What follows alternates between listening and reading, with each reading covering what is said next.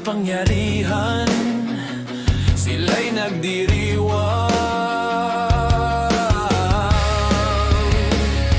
Habang sa lansangan, gutom ang karaniwang mamamayan, pera'y dumadaloy sa bulsa ng mga makapangyarihan. Ngunit ang bayan ko'y nilulunod sa sariling luhan. Hanggang kailan kami magtitiis?